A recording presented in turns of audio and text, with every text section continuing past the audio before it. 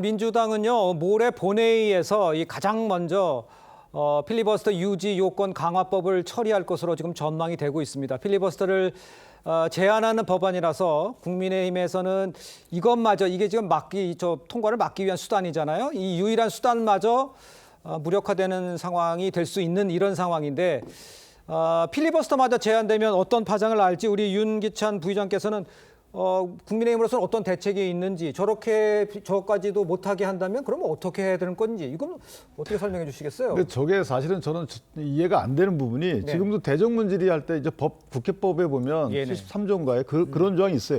원래 의사정족수가 5분의 1인가가 있어야 되는데 그 의사정족수 관련돼서 사실 사문화된 부분이 국회의원이 그냥 갈 수가 있거든요. 원내대표가 특정 정당의 원내대표가 문제 제기하지 않으면 계속 진행을 할 수가 있어요. 그래서 대정부 질문할 때 보면 20명, 뭐 심지어 5명 앉아 있는 경우도 있잖아요. 그러니까 그렇게 쭉 해오다가 법률안에 대해서는 사실 2분의 1 이상이 참석해야 되니까 그 부분은 아무 문제가 없어요. 그런데 법률안 표결 절차 전에 있을 24시간 그때도 60명 이상이 앉아 있어야 된다는 거예요. 그러면 그렇게 따지면요, 저 필리버스터를 정결 동의하는 거, 그거를 이제 24시간 이후에 사실 해제할 수 있도록 일정한 요건이 있거든요. 그게 5분의 4인가 5분의 3인데 그럼 5분의 3 이상 민주당도 계속 앉아 있어야 돼요. 그러니까 이게 그렇게 요건을 만들어야 된다는 거죠. 그래서 저 부분은 실제 저거는 유치한 거죠. 어떻게 보면 저렇게 해서라도 24시간마저 어떤 뭐 보장된 권리를 빼앗고 싶은가요? 필리버스터라는 부분은 국민께 대홍보 그것도 있지만 그 기간 동안에 좀 더 상의해보고 수기 과정을 거쳐라. 필리버스터를 쓰기 전까지 이런 상징적 의미가 있는 건데 그 24시간 허용도 인정 못하고 그것마저 뺏겠다는 겁니다.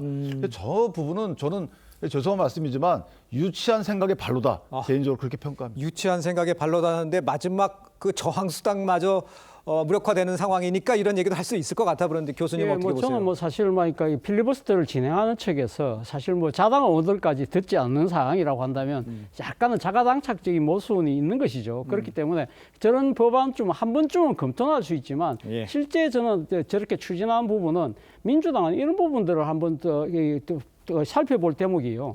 자신들이 선의로 한 것이 언제든지 악의로 바뀔 수 있다는 겁니다. 그 이야기는 뭐냐면 이것이 그러니까 여야의 의석 분포라는 것이 항상 고정되어 있는 것이 아니잖아요. 언제든지 뒤바뀔 수 있는 것이거든요. 그럴 경우에 자신들이 소수 야당으로 전락했을 때 자신들의 여러 가지 그러니까 의회 의사 진행에 있어서 부당성을 관철하기 위한 수단이 필리버스터를 스스로 포기할 수도 있다는 것이죠. 이런 부분들을 생각할 필요가 있는데 실제 이번 미국의 이 연방 정부가 상당히 최장기 폐쇄를 했잖아요. 그 문제가 해결되지 않으니까 트럼프 대통령이 미 상원에게 강하게 압박을 넣습니다. 지금 그러니까 필리버스터를 할 수 있는 것이 60석인데 50안석으로 낮춰라. 그게 이제 핵 옵션이라고 하는데 그거에 대해서 공화당에서 반대했어요. 우리 내년에 만약에 지금 이거 중간선거에 지고 우리가 우리가 소수당으로 됐을 경우에 우리가 그럼 필리버스터를 못한다. 그런 이야기를 한 것이거든요. 그러니까 항상 이 상황 자체가 언제든지 바뀔 수 있다. 이 역지사지를 생각했을 때는 이 법안의 강행은 저는 무리가 있다는 생각이 듭니다. 제가 논리적으로도 민주당이 왜 60명을 하는지에 대해서 논리적으로 설명이 안 되는 부분이 교수님 말씀처럼 어떻게 보면 뭐 도덕적으로 그게 맞는 얘기인데 우리 국민의힘에서는 입장을 어떤 의정 활동에서 입장을 정해놓았잖아요. 그 입장을 갖다가 나가서 발표하는 사람이 발표하는 건데 그거 안 들어도 돼요. 저희는 다 이미 입장이 정해져 있기 때문에 민주당이 더 들어줘야 되는 거고 듣는 방법도 뭐 요즘에 유튜브나 여러 가지로 들을 수 있는데 꼭 앉아 있어라. 초등학생도 아니고 좀 이상한 거 아닌가 싶어요. 아니 그건 그런데요. 그래도 명색이 국민으로부터 대표하는 국회의원들이라면은 적어도 국회 의사 일정에 대해서 좀 진지한 모습을 갖출 필요가 있고요. 물론 국민의힘이 절박한 생각에서 지금 필리버스터를 하겠다라는 것이면 저거 말고 딴 게 없잖아요. 아니 그러면 60명 재석을 왜 못하는지 그리고 민주당에게 경종을 울리고 싶은 거는요.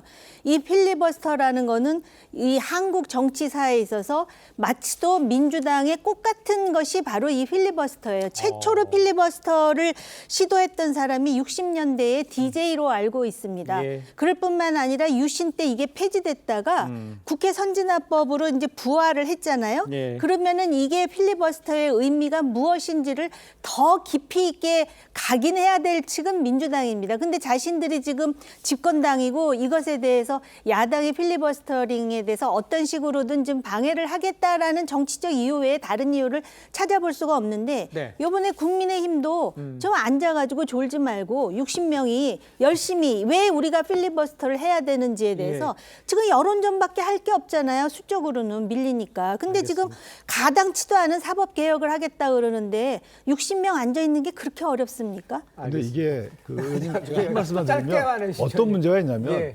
현재 당면 과제가 국민의힘이기 때문에 그렇지 소수 정당에는 필리버스터 권한을 빼앗는 거예요. 소수 정당 연합해가지고 필리버스터를 신청을 해요. 요건 충족해서. 네. 근데 중간에 어떤 당의 의원들이 나가버리면 그거 어떡할 거예요? 그러니까 이거를 국민의힘의 당면 문제로만 국한돼서 볼 문제는 아니다. 알겠습니다. 필리버스터에 관련돼서 그게 필요하고 사람이 없어도 된다는 그 원칙적인 말은 맞지만 지금 처한 국민의힘 상황에서는 그 60년 못 나오냐 네, 그런 말 네, 하시는 맞습니다. 것도 일리는 네. 있어 보입니다.